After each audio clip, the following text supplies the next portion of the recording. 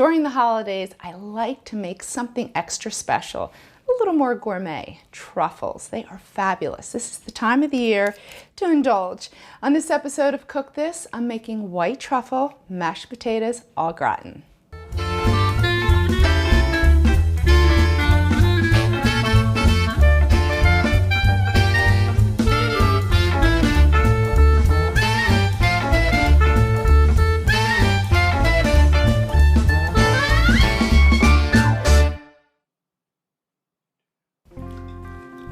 Hey guys, I'm Shereen. Today we're making white truffle mashed potatoes. Ha, these are awesome. So I already prepared my potatoes. So I have russet potatoes, I peeled them, diced them. So you wanna cut them evenly. So I have about a 1-inch dice, so that way they cook evenly.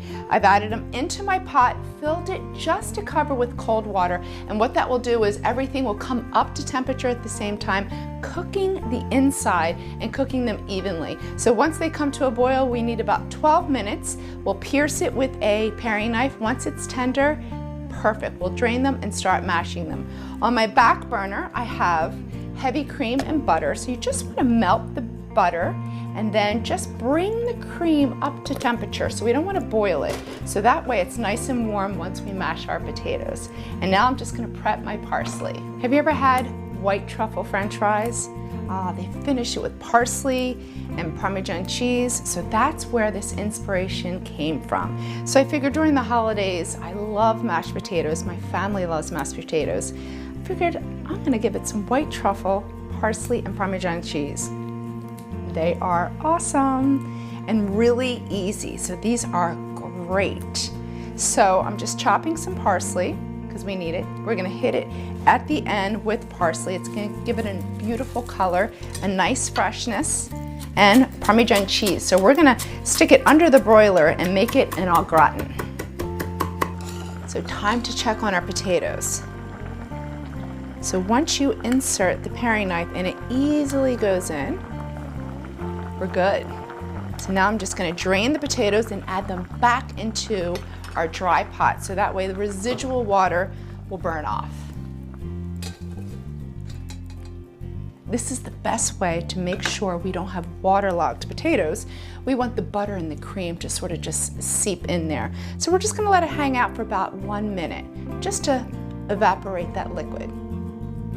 Now you just wanna add your potatoes into your stand mixer. So you could totally use a ricer, which is gonna make them nice and velvety, but I want these potatoes to be a little more rustic, so I'm going to do it old school. This is the way I grew up making potatoes. Remember when you were a kid during the holidays? This was my job, to peel all the potatoes and then mash them. But we actually used a hand mixer, which works perfectly as well. All right, in all the potatoes go. Now we're just gonna add the warm cream right in. And now for the treat, the best part. You gotta smell that. It just wafts you right in the face. Truffles. So we want a good amount of truffle sea salt. So I'm actually gonna measure this out. So we want about 2.5 teaspoons. Potatoes need their salt. And then I'm also gonna add the truffle oil as well. This is another great treat. This is great to have on hand. If you make French fries, douse it on your French fries as well. So we're gonna add a good amount.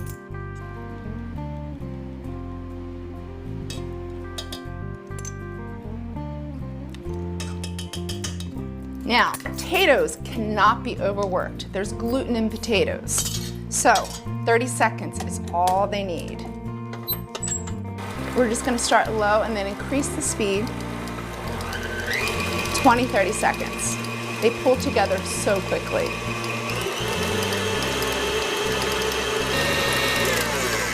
Done. So that way they're creamy. If you overwork them, then they become gummy. Now into our baking dish. All right, so you never want to overmix your potatoes because then they get gummy. We want them to be light and fluffy. Now for our Parmigiano Reggiano, right over the top. And then we're gonna get it into the oven and broil it for about 3 minutes until it's lightly golden. Okay, in she goes. That looks beautiful. The crust is Andreas' favorite part. Then you just want to finish it with your parsley. It's going to make it beautiful and it gives it a nice, fresh flavor. Ha! This is great around the holidays or anytime you want to indulge.